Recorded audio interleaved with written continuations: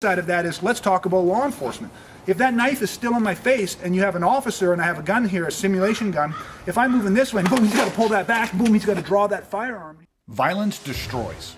Weaponizing is the counter strategies to violent criminal assault.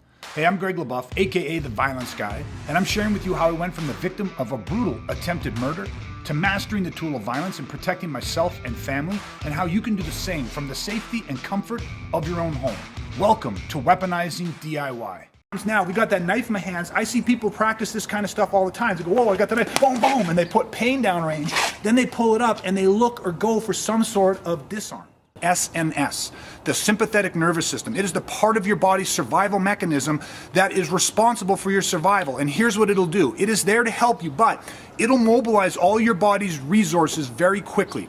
One of the things I'm focusing on today is vasoconstriction. Now, what's that? Vasoconstriction, under threat, remember, whether it's perceived or real, from low level to high level, your body is going to start to close down all of the perimeter veins in your extremities, which means you're going to lose blood flow to the hands, to the arms, to the leg, the feet, the legs. It's going to start taking all of that blood and redirecting it into the major muscle groups, your big muscles, and prepare you for that fight or flight. Now, why is this important today?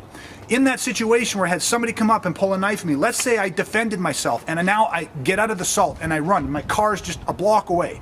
As I run to the car, one of the things that happens in our scenarios is we train this. And you get to the car and what do you have to do? You have to put your hand in your pocket, you got to pull the keys out, get the key, put it in a lock, and unlock the door. Boom, done. Get in the vehicle and drive away. The other thing you might have to do is you might have to get out, access your telephone, pull that out of your pocket, activate it. Now, you don't have to insert it. You hit, but then hit emergency call, dial 911, and hit send. Okay, all of those things are requiring dexterity. And all of that changes when you experience vasoconstriction. Imagine if all the blood is pulled out of your extremities. You don't feel your hands the same way. You lose some of that sensitivity. Now, we showed you just something simple of getting your car keys and either getting into your house or getting into your car, accessing your cell phone and actually being able to dial 911 and open that cell phone. Now what I want to show you is just a couple layers higher. If I'm going to get the camera to move over here. Okay, now she moves over here. I'm going to bring our attacker back in. Knife in there. And what happens now, we got that knife in my hands. I see people practice this kind of stuff all the time. They go, whoa, I got the knife, boom, boom, and they put pain down range. Then they pull it up and they look or go for some sort of disarm. Okay, now the other side of that is, let's talk about law enforcement. If that knife is still in my face and you have an officer and I have a gun here, a simulation gun, if I'm moving this way, boom, he's got to pull that back, boom, he's got to draw that firearm and he's got to bring that weapon to bear on somebody.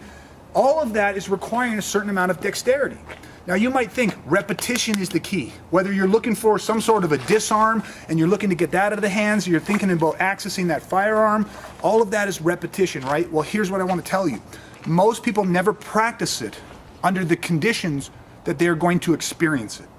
All right, so I'm going to pause right here and we're going to come back in 2 seconds. I'm going to show you how to do this a different way. Hey everybody, we're back. Now, what have we got here? We got a bucket, we got some snow. This could be ice water as well. What are we going to do? We are going to simulate vasoconstriction, which means that I need to freeze my arms. See, this happens every time you go out in cold weather. When you feel that blood loss in your fingers and you have a hard time with the dexterity, that's vasoconstriction. This can hit you in fractions of a second, depends how intense the situation is. So, everything that you're going to train, you can train it to learn it, but you must train it under vasoconstriction. So we just have Mac throw some ice in there, pack them nice and deep with some snow. And what we're going to do is make sure that it's packed down nice and tight. My arms are covered. And we're going to let it sit for 90 seconds, maybe 2 minutes. And then what we're going to do is once I'm experiencing the vasoconstriction, I'm going to go back and I'm going to retrain and run through everything that I already did. See you back in 90 seconds. Okay, we're back. Been about 90 seconds, then I re-put my hands back in after I put my gloves on. The hands are numb. That is the vasoconstriction. Remember, in a threat, depending on the level of threat and what that means to you and how you react to it, you can experience this in fractions of a second. So now, oh, bugging my, there you go. Now what we're going to do is this. All of a sudden, if I had to go in and get my car keys, pull the car keys out and get that dexterity, okay, you got it. If I have to get my cell phone, then I go in, and again, I get my cell phone, hand gets caught up a bit, trying to hit it, hit the buttons, and then trying to hit the 911, boom, and I got it. Okay, then all of a sudden, get the camera over on this side again, then all of a sudden we get back in this position here, and I was like, and I put that pain down range, and then I grab this and I'm going for this. Now this is interesting, because I can't feel the same level of contact. I can't feel the same positioning on that blade to know whether or not I've got it in the right position to get that strip.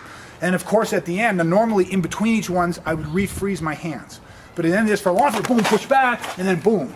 And see, even right there, I could feel it that I didn't get my hand onto that firearm the same way.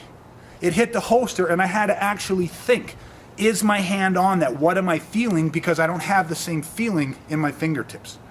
Now, the only reason I want to share this today, you guys, none of this was about what your tactical response should be in a situation. It was about the fact that your body's physiology has a response to a threat. Just one. There's so many different variables to this. One concept is that vasoconstriction.